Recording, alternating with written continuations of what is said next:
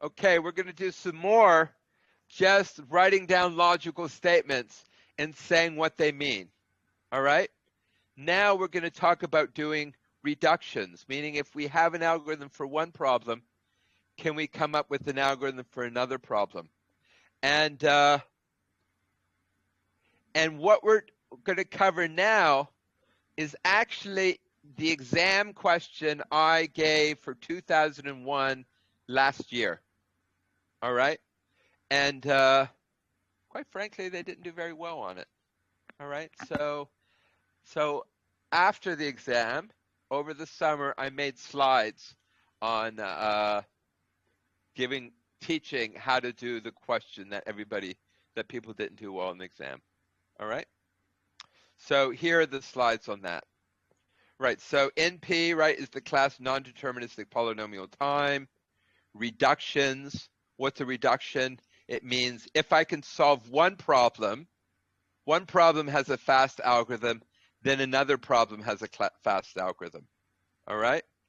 So before we go on, I need to apologize because I'm going to change our notation. All right? Right, before we C was a circuit and I was an input to that circuit, right? But now we're going into a different world. And now in our different world, we're asking that the input to the problem is our circuit, right? And the solution to our problem is S, all right? So I'm now going to be using I to represent the question, the input to my problem, and that input is likely going to be a circuit. And then I'm going to use S to be a solution to that problem, which might be an assignment to that circuit.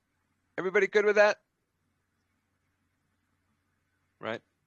Here I is the input to the circuit, and here I is the input to my SAT problem.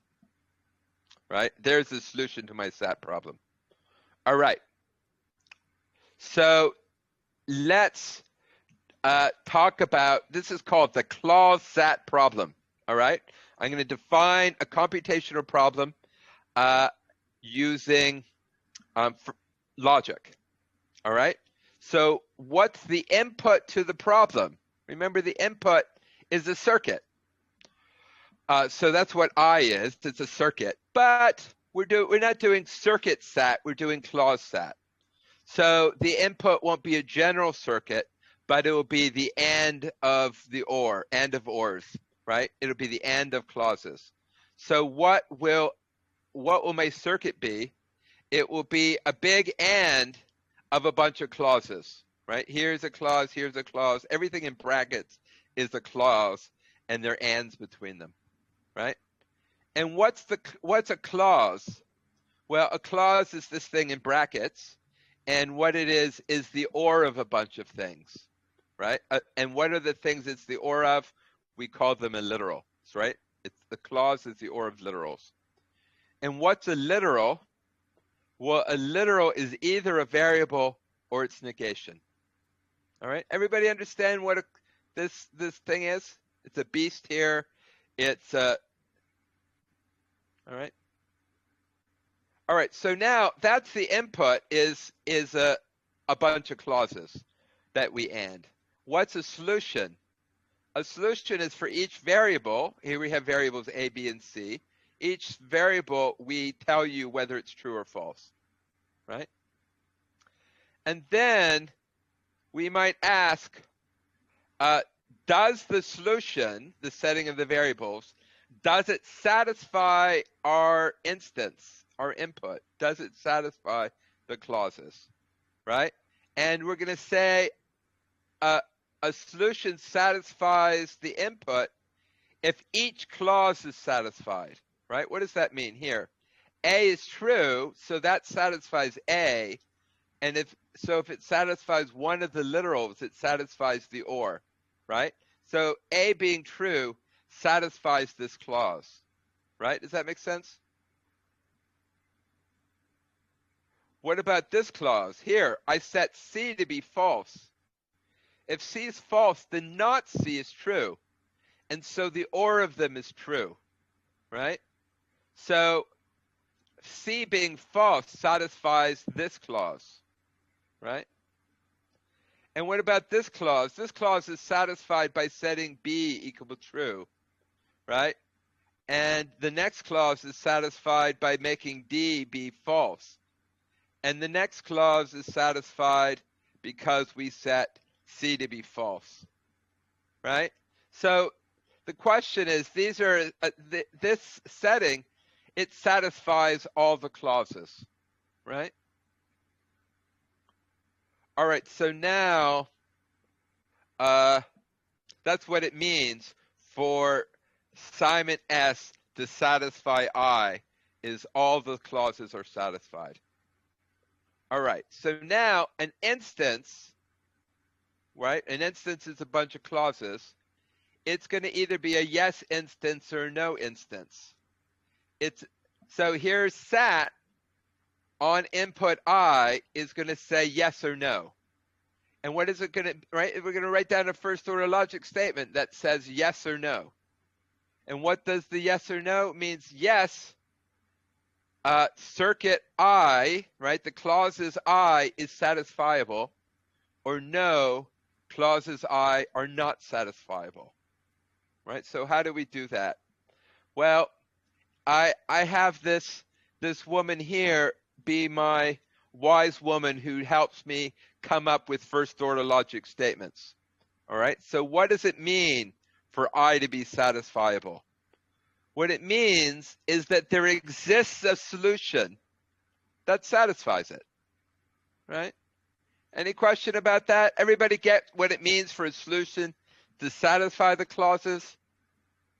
Everybody get that, well, when we say an instance is satisfiable, means that there exists a solution that satisfies it. Any questions?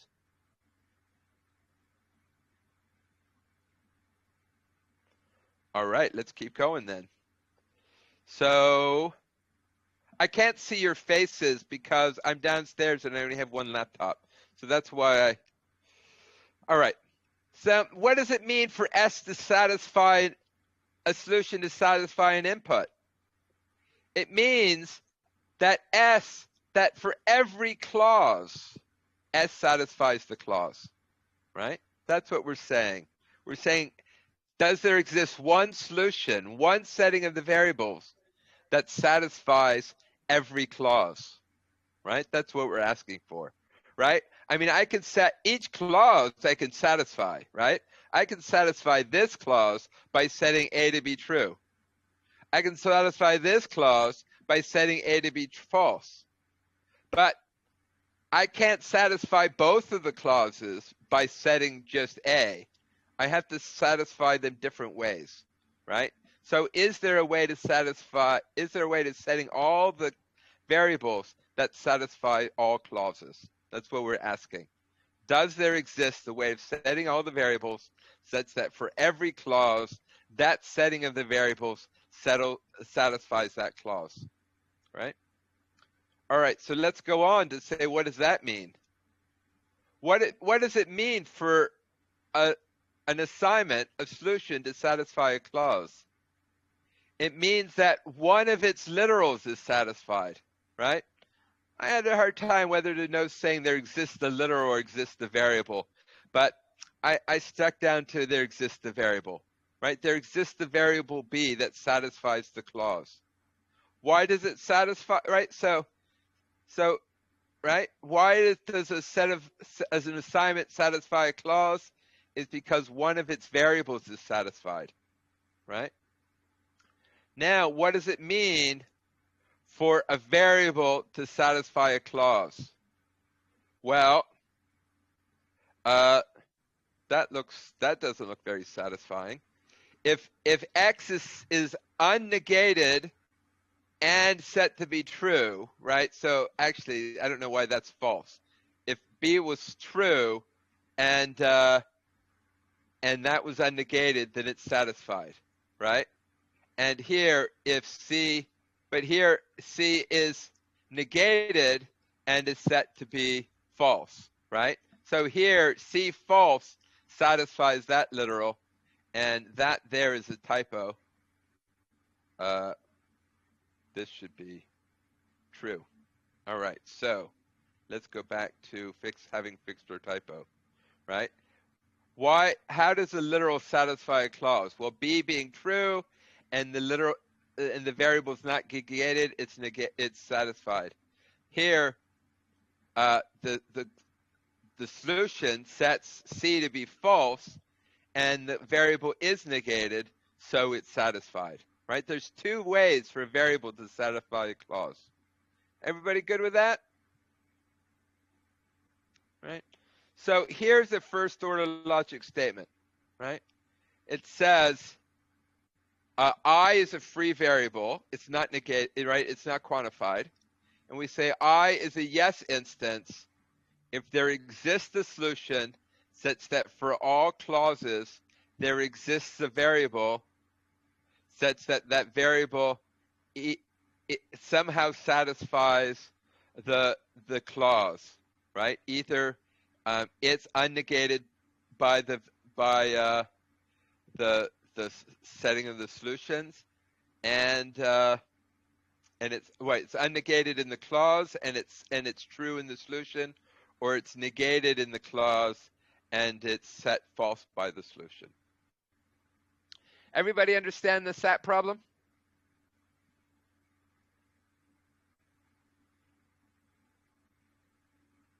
Yes. Excellent.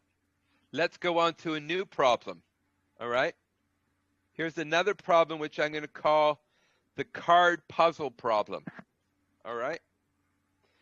And it's a problem that you can imagine going to some math guy's house and finding it on his coffee table, right? It's a perfectly reasonable puzzle.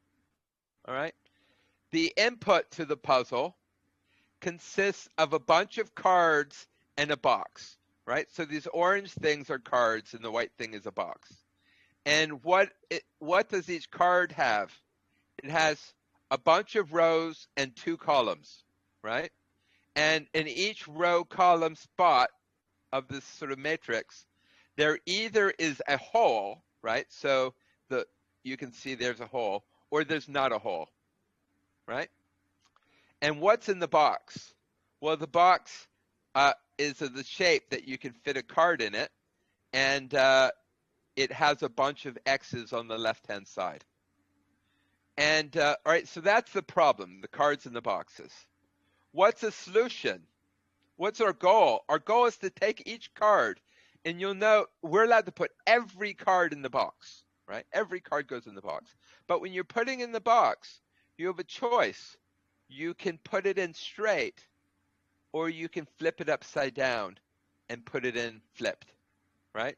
So a solution, here's the solution, right? I took the A card and I didn't flip it. And I took the B card and I didn't flip it. The C card, see, I did flip it, right? Here, the not C, right, is because not C is written on the back of the card. And you can see here the holes in the card, right? You can see I flipped it left to right, right? Does that make sense? And, right, so D's flipped and E's not flipped, right? And so that's a solution, right? And what is our goal? Our goal is to cover up all the X's, all right?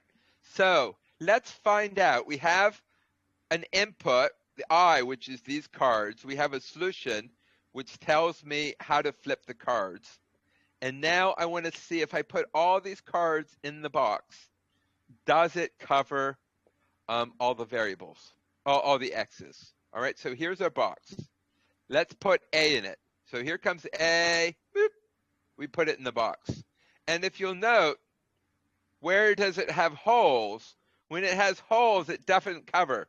But here it has a non-hole, right? So that non-hole is going to cover that X. And this non-hole here will cover that, but we don't care about covering that. But anyway, we slide A over, whoop, and what does it cover, right? It covers everything except those things, right? It covers that, it covers a few things. Everybody get that? Now I take my B card. What is it gonna, it has a non-hole in the third row, so it'll cover the third X. So you put it in, and it covers the third X. The next card covers the second, the third, and the fifth X, right? So there. Now we only have one X left. What about, we put D in? Uh-oh, D is not going to cover our X. D was not useful. Now you might have said, dude, you should have put D the other way. You should have flipped D, right? Because then if you, oh no, D does cover. So D is a non-hole here. So D does cover it, right? D does cover it. You put in D, and now they're all covered, right? So you don't need the last card, right? The last card doesn't help any because we don't need to cover the right-hand side. We only need to cover the X's. Everybody get the problem?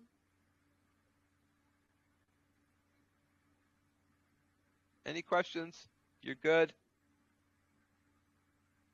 All right. So that was a good solution because it covered all the X's. All right.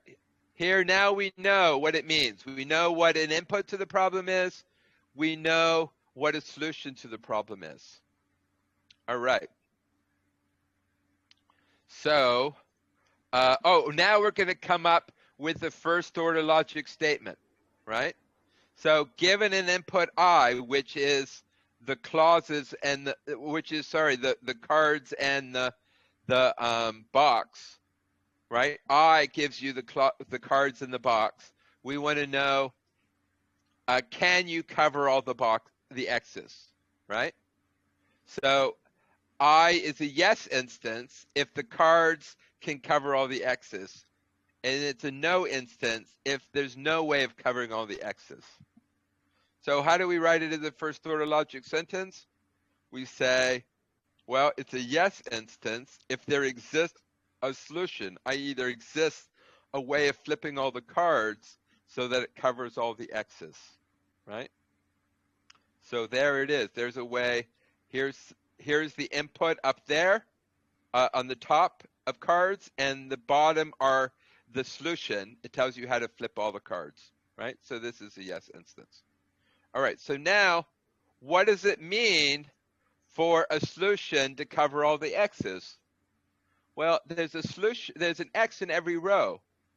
So what it means is that for every row, your way of flipping the cards, your solution, covers the X in that row, right? So here, for example, that row there with the red box is covered. All right, all right, so now what does it mean that we're going to cover an X? Well, we cover an X because there's one of the cards, maybe the Zth card, there exists a card that covers it, right? Here's the card, and look at the card. If you look at it, there's a non-hole here, so the card covers it, right? And what does it mean to cover it? Well, if the card has a non-hole on row R, right? Because we're talking about row R. We're asking, we have a particular card in mind, and we're asking, does this card cover the X in row R? We have an R in mind. So if the card doesn't have a hole in the rth row on the left, and the solution doesn't flip the card, then it will cover the X, right? That's case one, right? See here how we cover it. The other case is here's a card, and it has a non-hole on the right on the rth row, right? We're trying to cover the rth X, and this card has a non-hole on the rth on the right, but the solution flips it, right? The solution is set to flip that card. Then when you flip it, you'll cover the X, right? Everybody get that?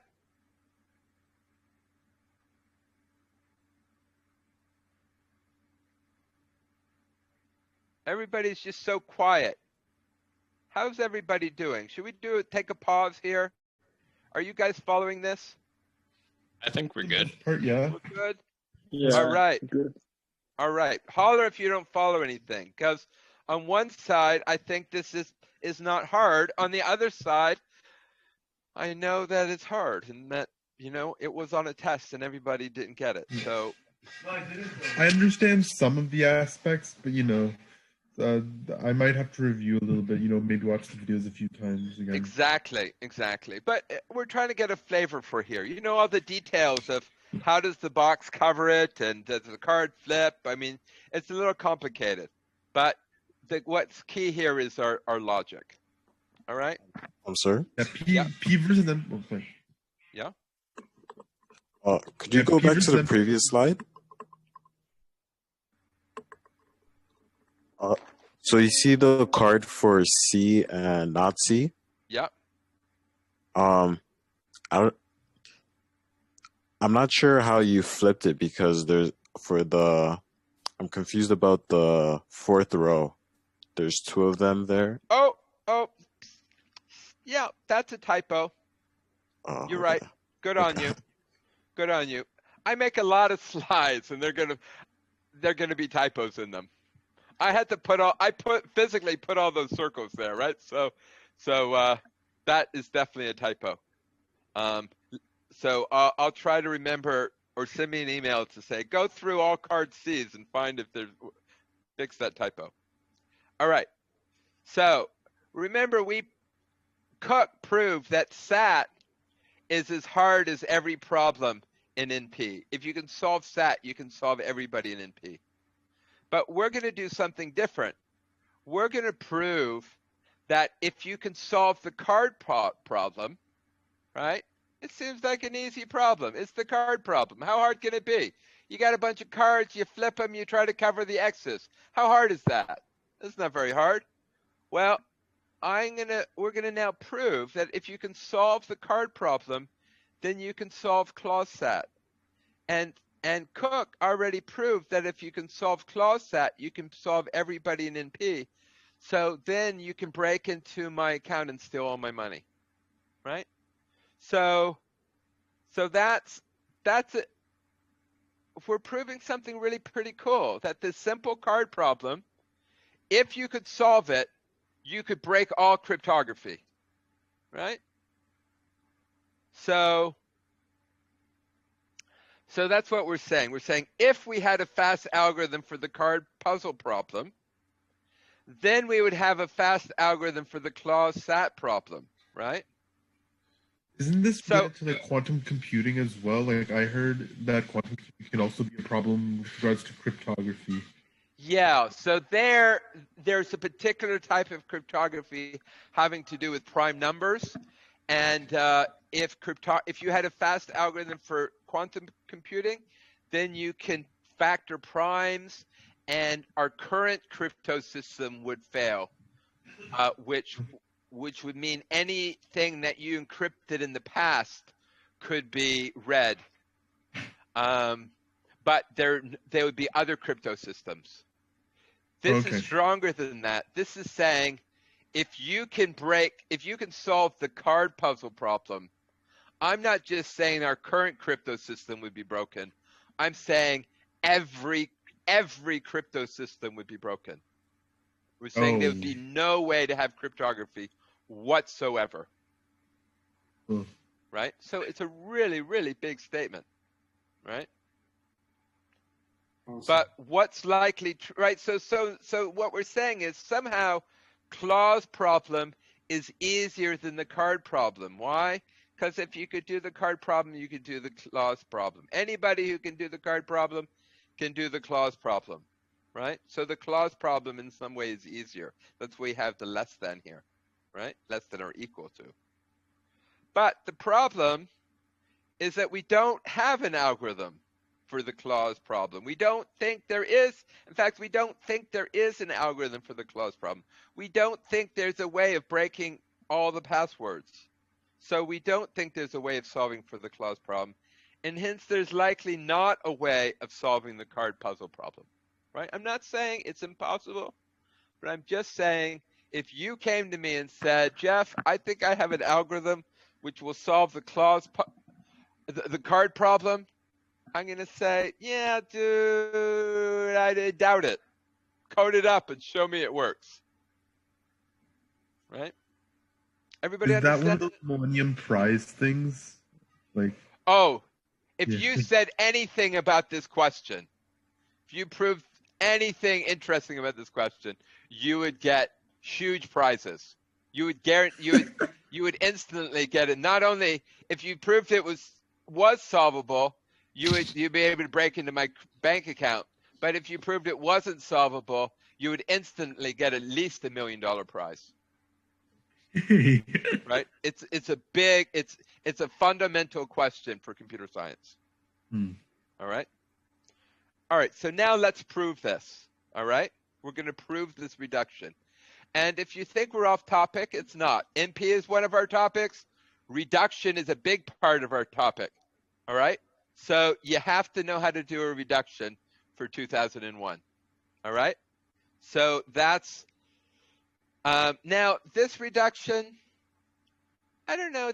People find all reductions hard. I'm not really sure why.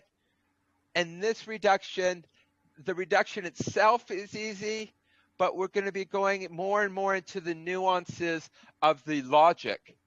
So we're going to be spending, the hard part will be really getting the logic right. So that's what we're going to do. All right. So let's review what we're trying to prove. Suppose here we have some statements, right? Here's a logical statement, not A. What does not A mean? Not A means is that the clause-sat problem is not likely to be in polytime, right? There's a statement, right? Here's another statement. Oh, and that one Cook already proved that clause-sat is not likely to be in polytime, right? That's what we believe, right? Now we want to prove a different thing.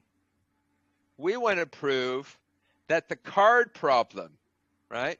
Here's CP stands for card problem. We want to say that the card problem is likely not in polytime, right? So how do we prove that? Well, we already know not A. So what we have to do is prove not A implies not B, right? What we're going to do is we're going to assume not A, and then given not A, we're going to prove not B, and then we'll have what we want, right? Does that make sense? Now, let's take the contrapositive, right? Not A implies not B is the same as if B is true, then A is not true, right? So how are we going to prove not A gives me not B? I don't know. That talks about things not existing. Flip it around to the contrapositive, and now what we're doing. How do we prove B gives me A? Well, what does B say? B says the card problem is in polytime. Right? Well, or likely to be in polytime. It's a slight shift there. Let's say B says card problem is in polytime. Well, if card problem is in polytime, then I'm going to design an algorithm for the clause-sat problem. And my algorithm, I'm not solving the clause-sat problem all by myself, right? I have to use this assumption. I use the fact that the card problem is in polytime. I use the card problem as a subroutine, right? So our goal here is to write an algorithm that solves clause-sat using the card problem as a subroutine, right? And as soon as I design an algorithm for clause-sat, then that tells me clause-sat is in polytime, right? Assuming it's a polytime algorithm, right? And that's A. Everybody see here how we proved if B is true, then A is true, right? Right? We proved that B is true, then A is true. Yeah, but A is not likely true. We don't believe that A is true, and hence B is not likely true. Is everybody following this page? I'm just a little confused about when you wrote that using an oracle for, like, when we just state that, right? Do we have to do a further proof about it? Because it kind of Yeah, we're not done yet. Oh, okay. This is the overview. Okay. And the statement. Oh, sorry. And the statement above, the is not likely. Yeah. When you're writing logic statements, right? It's is it okay if you write stuff like that? Because like, how do you quantify likely and stuff, right? Or does it matter? So and you see when I took the negation of it, I turned it into it does have a polytime algorithm. So I only put not likely here because I wanted to be able to say we proved it already. And we haven't actually proved that clause sat doesn't have a polytime algorithm, right? As I told you, my father thinks it does. But, you know, the rest of the world is counting on the fact that it doesn't. Okay, gotcha. Thank you. What we're really going to be proving here, if card problem does have a polytime algorithm, then clause sat does have a polytime algorithm. So you don't have to worry about the word likely. Gotcha. All right. All right. So now I don't know why people have a hard time with reductions, because, you know, I have students that say, I'm not good at theory, I'm good at coding, but you make me do this theory things and they don't like it, right? But here, we're just coding. All we're doing is coding. We're trying to code up an algorithm to solve the clause sat problem, right? We're going to write code to solve the clause sat problem. And we're going to use, as a subroutine, the card problem, right? All right, so we're just going to mechanically follow the steps and do what we need to do, right? If you're, hopefully, you know, I all killed you on that first test. So hopefully you have some idea of how to prove things using our logic. All right. Oh, hear this, just everybody take a moment to breathe, because it could be hard. All right. So let's review. All right. We're trying to come up with an algorithm for clause sat, right?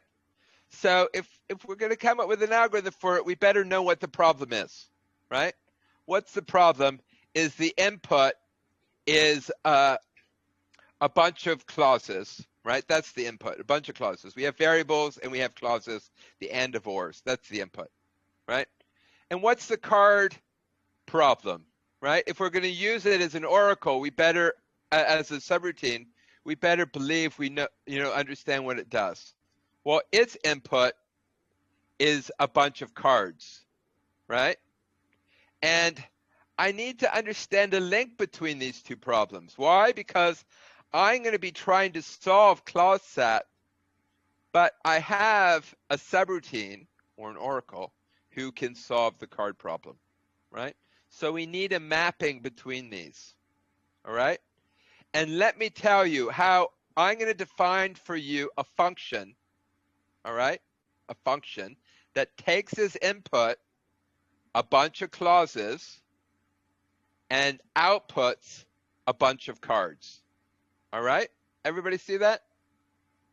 Right? Because the adversary is going to give me a bunch of clauses, right? Because I'm trying to solve clause sat. So somebody's going to give me a bunch of clauses. And I need help from the oracle.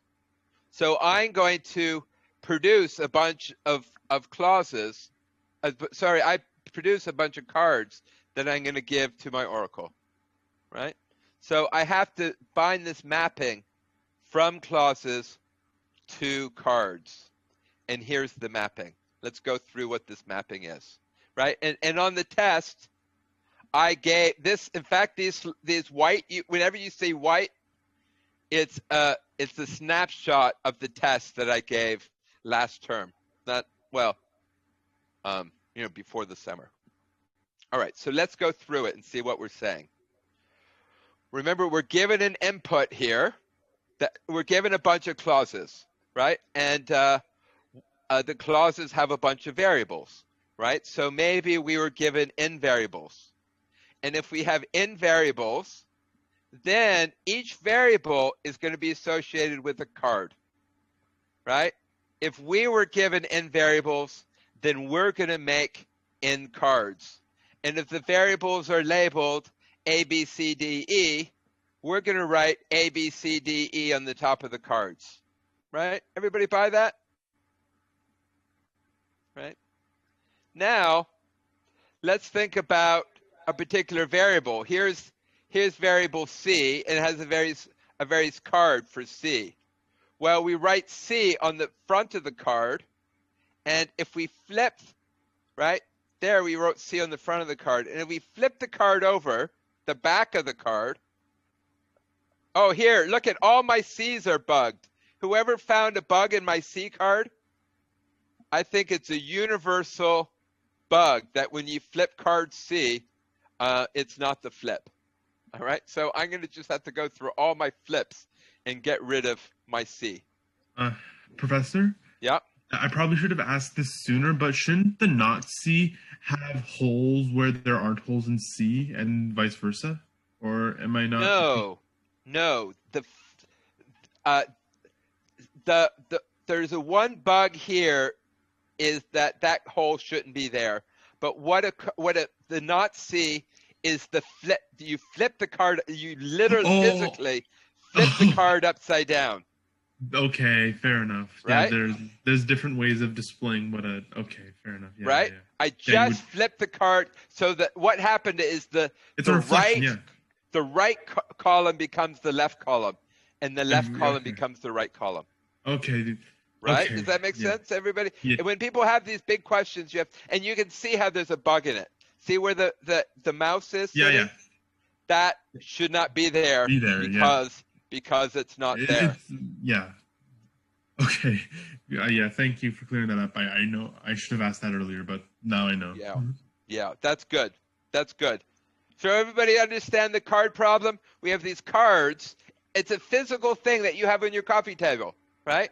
We have cards, and on the front of the card is written C, and you flip the card left to right, and on the back of the card is written not C, and it's holes, so the holes flip. Right? So now I know I'm going to have a card for every variable. I have to decide where to put the holes. All right? So first, you remember I was given all these clauses. So I have to know, I can count my clauses. How many clauses do I have? I have M of them, right? And so what am I going to have over here? I'm going to have M rows, right? Each clause is going to be associated with one row, right? I'm given the clauses by my adversary, and I need to make the cards. How do I make the cards?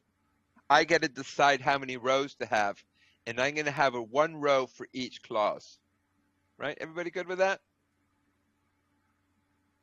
All right, so now we can talk about a particular card and a particular row of that card, and we're going to decide, do I put a hole in it or do I not, on the left and on the right, right? I could put a hole on the left and not the right, on the right and not the left. I could put no holes, right? I got choices there. All right, so what do? Remember, this card is associated with a variable, and this row is associated with a clause. So I say, hey, if that variable associated with a card appears in the clause not negated, right? Then I'm going to put a non-hole on the left-hand side, right? Here, A appears not negated, so there's a non-hole on the left-hand side, right? Does that make sense? That's what we're saying here. A, not negated, A card, the card has a non-hole on the left. On the other hand, here, A is negated, right? So we go to the A clause, but it's negated, so we put a non-hole on the right-hand side. right? Everybody see how we're making cards?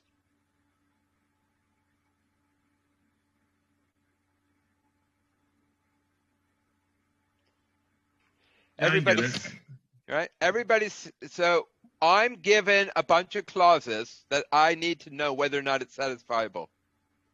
I need to give a bunch of cards to an oracle, and I've just created the cards, right? You think about it as your boss. You go to work, and your boss. In fact, hear what you could say. Your goal in life is to steal Jeff Edmonds' money. So you know you can do that if you can build a circuit, right? So you build the circuit, which will help you steal his money, and then you translate that circuit into a bunch of cards. Now, if you can figure out how to flip these cards, you can steal Jeff's money, right? All right, so now let's talk about solutions. I gave a mapping between the instance of a card set to an instance of the card from clause, an instance of clause to an instance of card puzzle, right? But now we're going to do a mapping between the solutions. And the mapping has to go in both directions, all right? So we're going to have a thing called mapping, which if you give it a solution to the clause problem, it gives you a solution to the card problem. And the inverse mapping, if you have a solution to the card problem, it gives you a solution to the clause problem. And what's the mapping? It's really quite easy, right? If the solution sets the variable to be true, then the solution does not flip the card, right? True means don't flip the card. False means flip the card, right? So you see there's a one-to-one mapping. If the cards flip, then we set the variable to be false. If the variable is set to false, we flip the card, right? Everybody getting that? I have a question. Yes. When we converted DFAs to NFAs and NFAs to DFAs, that's like a reduction, right? Or It is a reduction, okay. right? We've done reductions already. Yeah. Yeah, exactly. All right. So now we're ready, right? We're ready to do what we need to do. We're pretending that we have an oracle. And those who are taking 1090 should recognize my oracle picture, right? Is that from the Bible or something like that? Or You know where it's from. It's from the internet. oh, I Googled oracle and I chose a picture that I liked, okay, fair enough. right? Google is the oracle that will give you pictures of oracles, right? And yeah, there might be some Bible that has this picture in it, right? Certainly the story of the burning bush comes from the Bible, all right?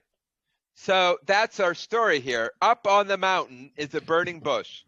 And if you give it an instance of the card puzzle problem, you walk up the mountain with your cards and you give it to the oracle will solve it for you. That's what we're saying here.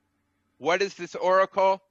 You give it a bunch of cards and it will tell you, yes, there is a solution, and it'll give you, and here's the solution, or it'll tell you, no, there's not a solution, right? Everybody understand what this oracle's, its goal is?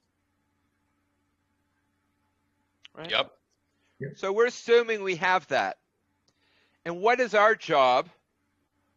Well, here's Einstein. I also got that from the internet. And he's our algorithm. And what do we want our algorithm to do? We want it to solve CSAT, clause SAT. So how does it do it? Well, it's given a bunch of clauses, and what it's supposed to do is supposed to say, yes, there's a setting of the variables that satisfies all the clauses, or no, there's not, right? That's what our algorithm is supposed to do, right? Does that make sense? So now let me tell you what the algorithm does. You start off with an algorithm by supposing an adversary gives me an arbitrary input, right? Here, what's the input? It's a bunch of clauses. There it is. I have an input. my goal is to find out whether or not there exists a solution to these clauses or not. So what do? Well, remember we had that mapping. I took my clauses and I mapped it over to a bunch of cards. And what do I do with my cards? Well, I walk up the mountain and I give the cards to the oracle. What does the oracle do? The oracle says, yes, there's a solution. Here's a solution.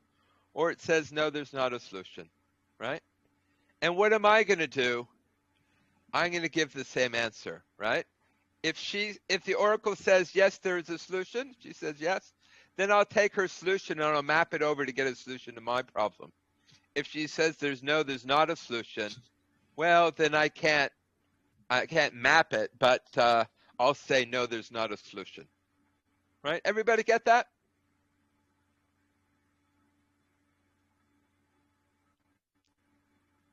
Right? Everybody get what we have in here? Yep. It's an algorithm.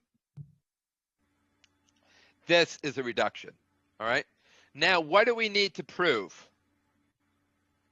This is a logical statement, right? We need to prove that for every input to the clause SAT problem, for every input, you give me an arbitrary input to the clause SAT problem, then that clause SAT instance is satisfiable if and only if the corresponding card problem is solvable, right?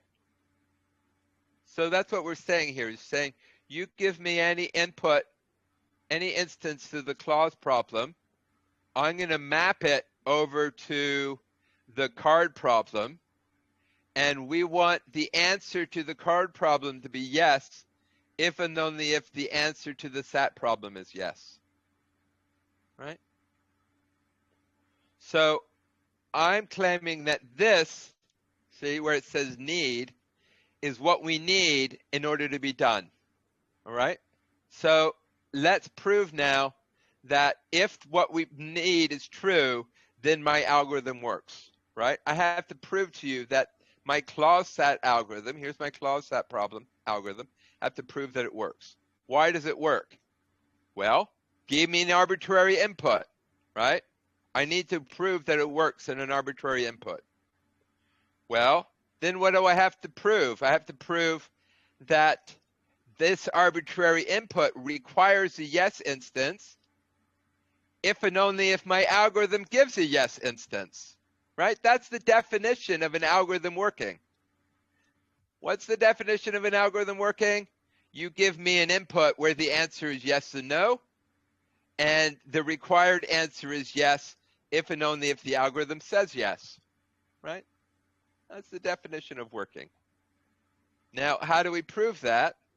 Well, by the definition of SAT. What's the definition of SAT? Well, it's a yes instance, right? If and only if SAT says it's a yes instance, right?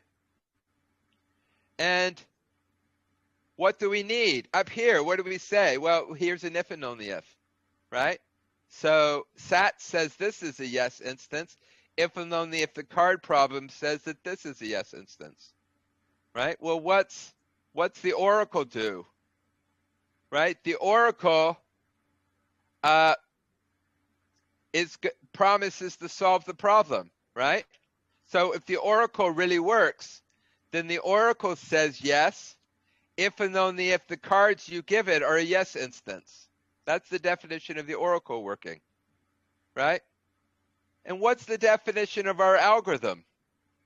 Well, our algorithm is going to say yes, if and only if the oracle says yes, right? And that completes what we're doing. Everybody good? How are we doing for time? Oh, 4 o'clock already. That means we're out of time, right? See how I just intuited that we were out of time. How's everybody doing? Good. Jeff, I'm curious why it's an if and only if. Because if card is a subroutine, right, that if it's true, then SAT's true. Can't you just say card implies SAT and then? Yeah. Well, the reason it needs to be an if and only if is let's go back. Oh, sorry, here. Bring up this going. It's going back to this bit. We need this to be an if and only if. We need that if the required answer is yes, then the algorithm says yes. But we also need that if the required answer is a no, then the algorithm says no. Right? That's where the if and only if is. We need to know that our algorithm works. If we have a yes instance, then the oracle will say yes and we'll say yes.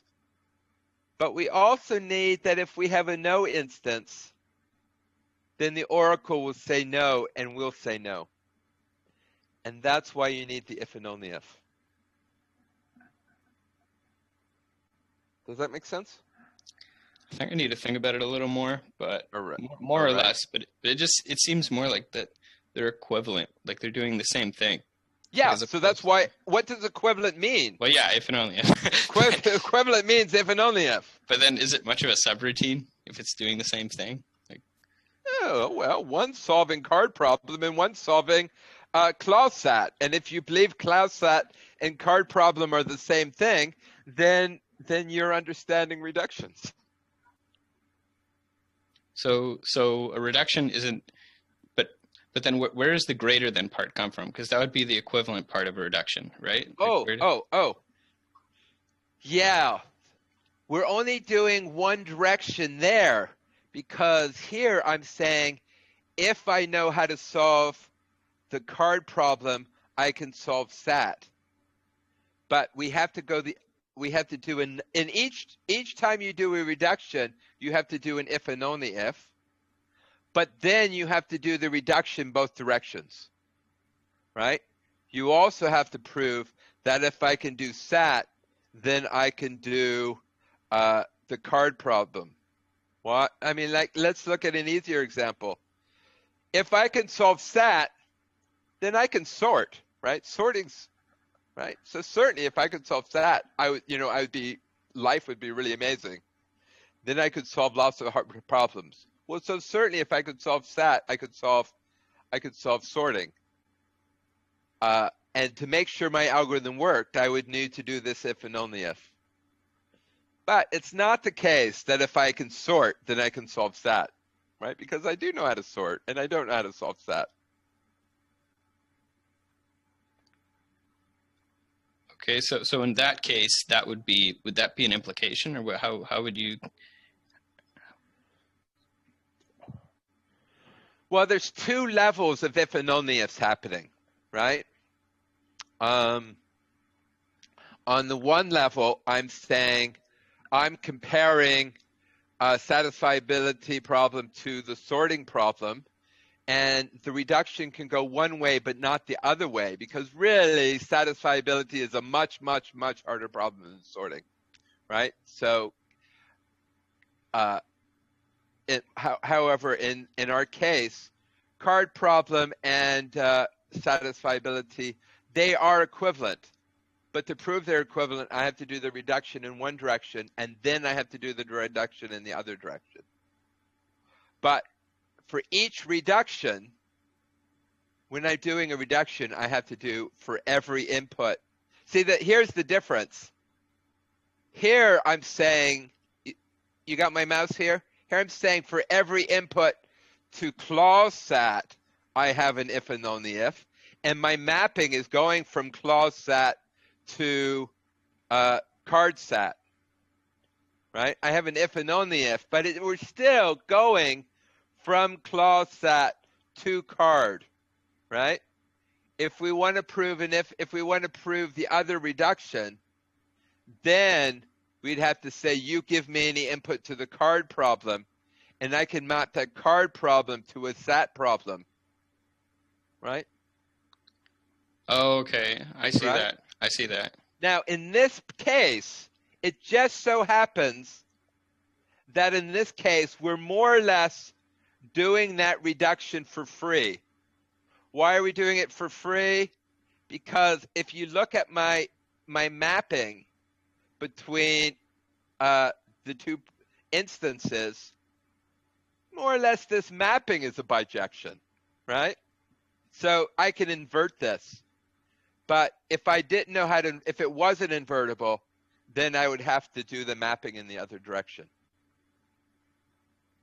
Okay, so in this case, you could consider both problems as reductions of each other. Yeah, in this case, yeah.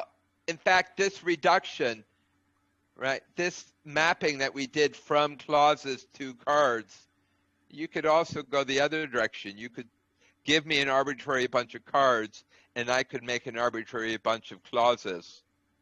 And the reduction would go easily in both directions. Okay, makes sense. Thank you. Excellent. Any other questions?